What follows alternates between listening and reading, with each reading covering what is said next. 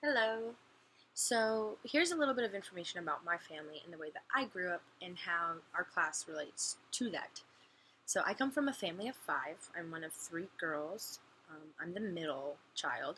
So, me and my sisters are each 3 years apart. So, we grew up relatively in the same age groups and we spent a lot of time together doing a lot of the same things.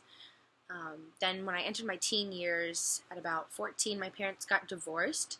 So, me and my little sister moved in with my mother, and my older sister stayed with my father. So, at that time, our family dynamic changed extremely from what I was considering, the cereal packet type of family where it's everything I could have asked for, and I really grew up well and had anything I could have, hoped for or needed to now living in a single parent family and household, and that's the same case for both of my other sisters. Where our parents were struggling to make ends meet for the first time in our lives. So that was definitely very different for me to go from, something that was so stable before to something so unstable and, insecure. So that's pretty much how it's changed as I've gotten older. Now, in my eyes, primary socialization is the the general set of norms and values that you have in life almost before you even know what a norm and value is, based on the way you were raised by your family or by the people, whoever raised you.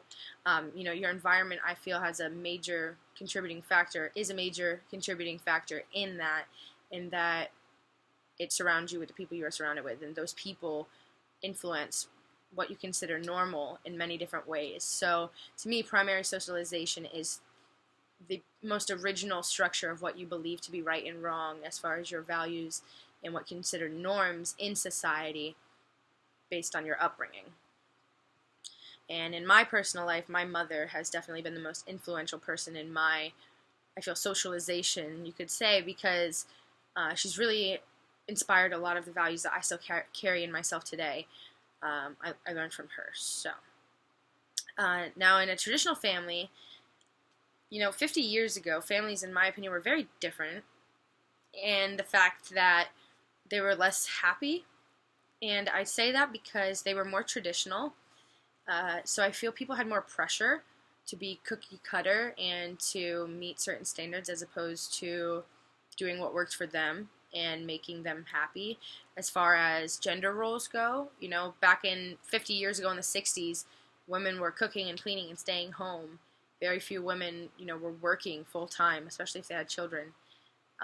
So nowadays, that's definitely a much different thing. The gender roles are much, much more broad, I guess, now, where you see dads that stay at home and take care of the children. You see both men and women being the breadwinner in the household.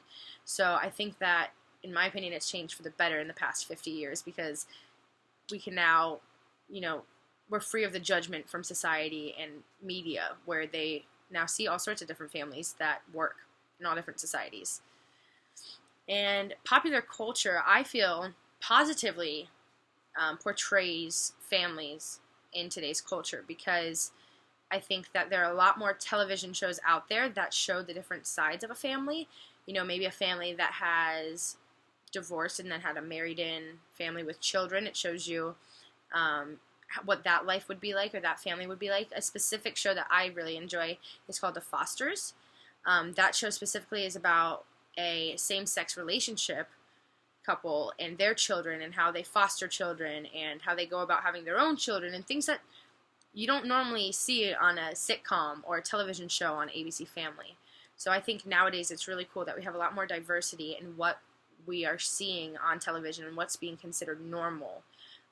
So that's what I have to say about that. I hope you all enjoyed watching and have a great weekend.